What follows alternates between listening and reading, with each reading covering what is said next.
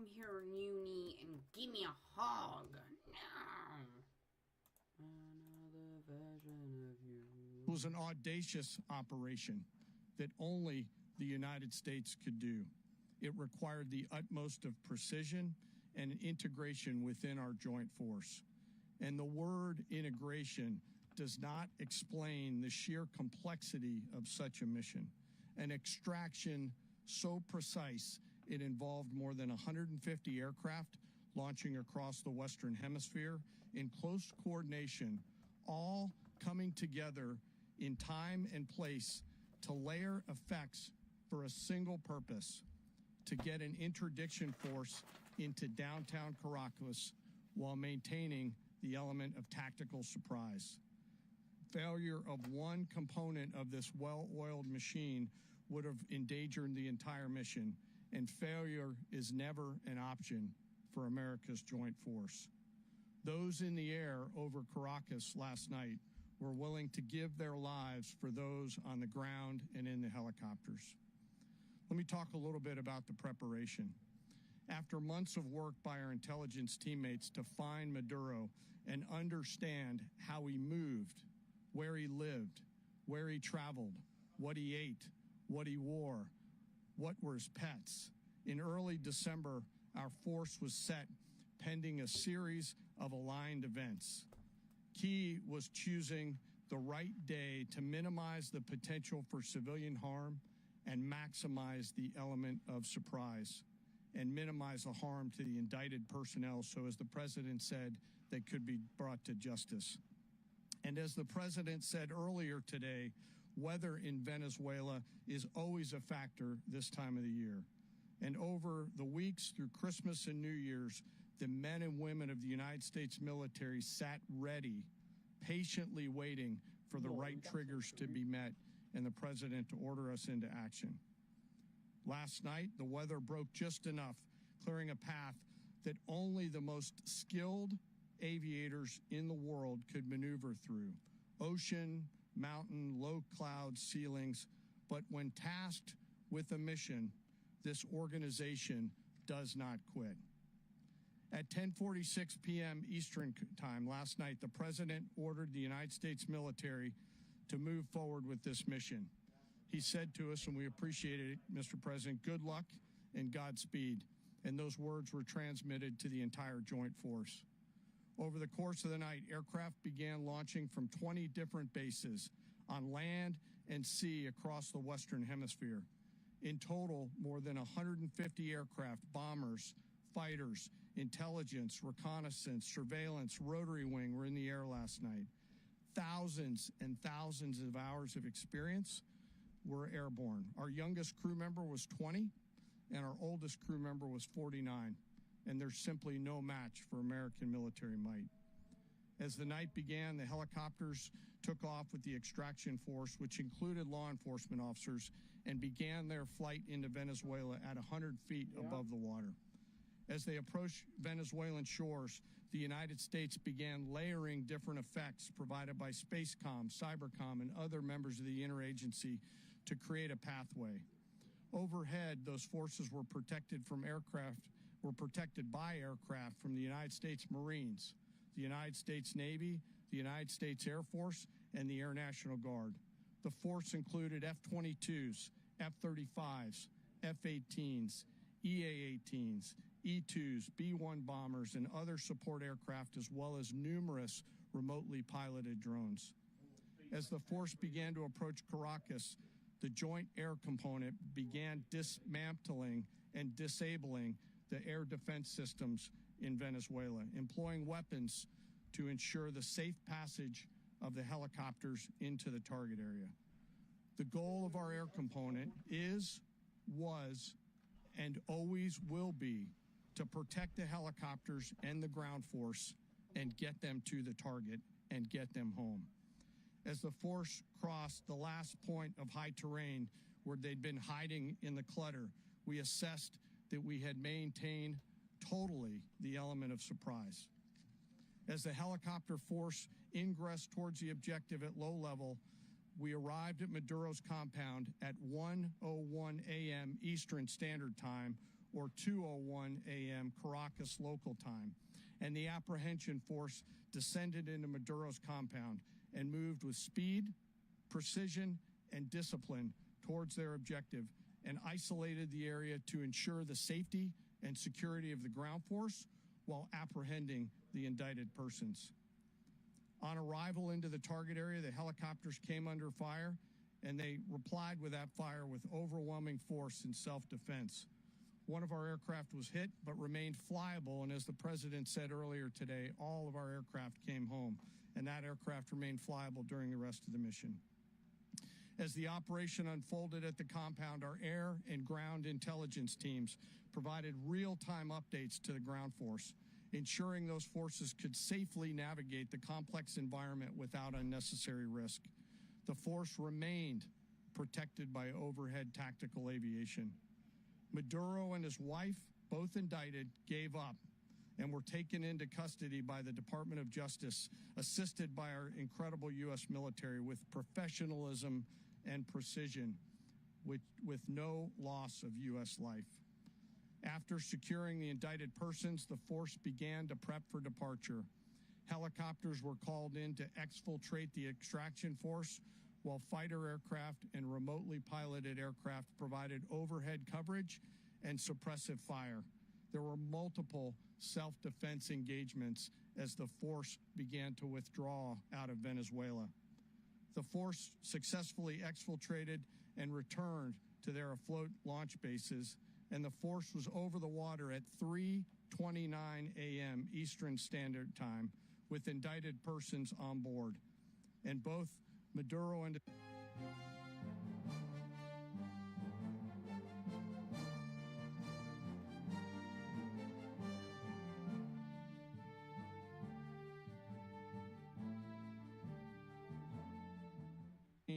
we rehearse, we debrief, we rehearse again and again, not to get it right, but to ensure that we cannot get it wrong. Our jobs are to integrate combat power so when the order comes, we can deliver overwhelming force at the time and the place of our choosing against any foe anywhere in the world. I am immensely proud today of our joint force and filled with gratitude to represent them here today.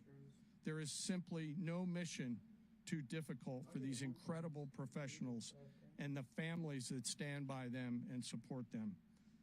As we stand here this morning, our forces remain in the region at a high state of readiness, prepared to project power, defend themselves, and our interests in the region. This operation is a testament to the dedication and unwavering commitment to justice and our resolve to hold accountable those who threaten peace and stability. In closing, I want to express my heartfelt gratitude to the brave men and women who executed this mission. Their courage and tireless commitment to our nation are what makes us strong. Thank you, Mr. Secretary, and thank you, Mr. President. Well, I don't have much to add to what you've heard now, other than the following points. Nicolas Maduro was indicted in 2020 in the United States. He is not the legitimate president of Venezuela. That's not just us saying it. The first Trump administration, the Biden administration, the second Trump administration, none of those three recognized him. He's not recognized by the European Union and multiple countries around the world. He is a fugitive of American justice with a $50 million reward, which I guess we say $50 million. And yeah, exactly. But don't let anybody claim it. Nobody deserves it but us. But I want to be clear about one thing. Nicolas Maduro had multiple opportunities to avoid this. He was provided multiple very, very, very generous offers and chose instead to act like a wild man, chose instead to play around. And the result is what we saw tonight. The other message here is the following. You have a guy, like many people around the world, they like to play games. You have a guy who decides he's going to invite Iran into his country, is going to, do the confiscation of American oil companies, is going to flood our country with gang members, is going to take Americans prisoner and try to hold them for hostage and trade them like he was able to do with the Biden administration. Basically likes to play games all this time and thinks nothing's going to happen. And I hope what people now understand is that we have a president. The 47th president of the United States is not a game player. When he tells you that he's going to do something, when tells you he's going to address a problem, he means it. He actions it. I can tell you, I've watched this process now for 14, 15 years, been around it. Everybody talks. I'm going to do this. I'm going to do that. When I get there, we're going to do this. We're going to take. This is a president of action. Like, I don't understand yet how they haven't figured this out. And now, if you don't know, now you know. Because this is the way it's going to play out. And I think people need to understand that this is not a president that just talks and does letters and press conferences. And, you know, if he says he's serious about something, he means it. And this is something that was a direct threat to the national interest of the United States, and the president addressed it. There's a president of peace, by the way. I told you what I just said earlier. This guy had multiple opportunities to find his way somewhere else and figure out another. He could have been living somewhere else right now very happy, but instead he wanted to play big boy. And so now, you know, he's got other sets of problems on his hands. And but I think that the message here should be for the world. Look, the president doesn't go out looking for people to pick fights with. He's not, generally wants to get along with everybody. We'll talk and meet with anybody, but don't play games. Don't play games with this president's in office, because it's not going to turn out well.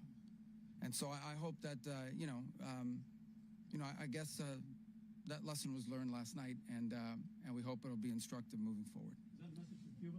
Mr. President. Mr. President,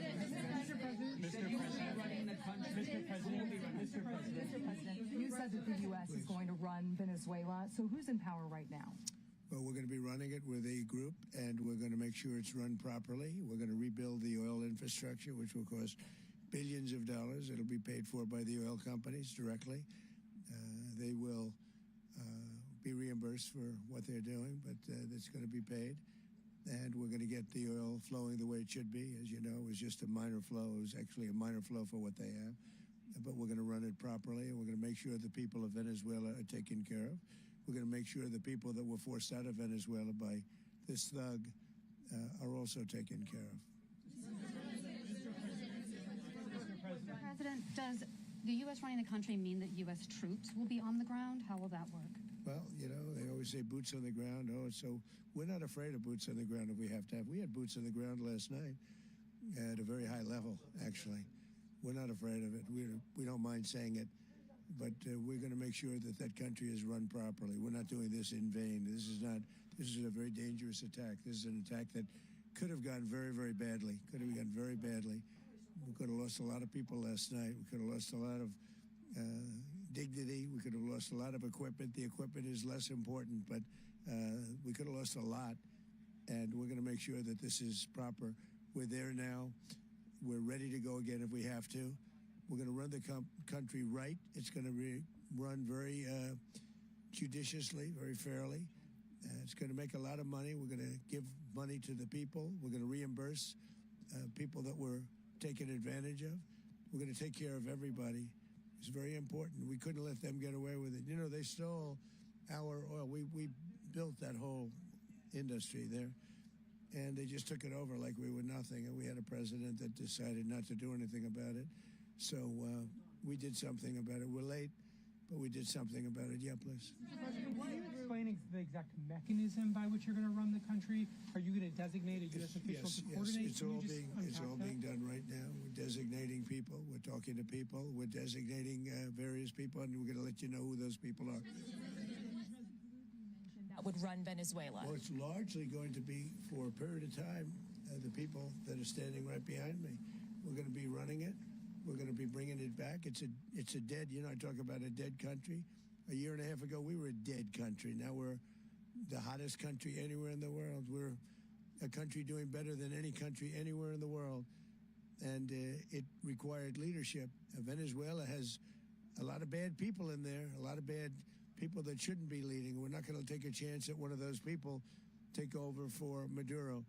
So you can look at, and others, we have fantastic people, including people in the military.